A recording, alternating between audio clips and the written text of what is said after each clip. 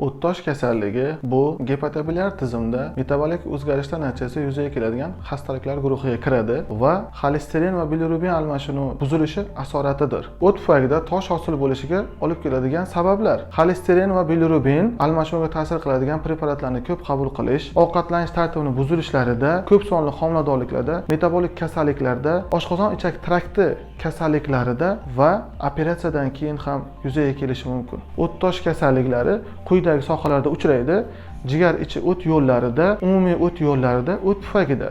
Toshlar xarakteriga qarab 3 xil turda bo'ladi. Xolesterinli toshlar, pigmentli toshlar, aralash toshlarga bo'linadi. O'ttosh kasalligi bo'lgan bemorlarda quyidagi klinik belgilar kuzatiladi. O'ng qovurg'a yoyi ostida og'riqlar, og'izda achchiqdan bo'lishlari, achchiq ta'mli kekirishlar, ko'ngil aynishi, o't safro suyuqligi bilan qayd qilishlar, qorin dam bo'lishlari, ba'zida yallig'lanish jarayoni kuzatilganda temperatura ko'tarishlar ham kuzatilishi mumkin. Yuqoridagi shikoyatlar sizni bezovta qilyaptimi? Unda vaqtni o'tkazmang, shifokorga murojaat qiling. Kasallikni erta aniqlash turli xavfli asoratlarni oldini oladi.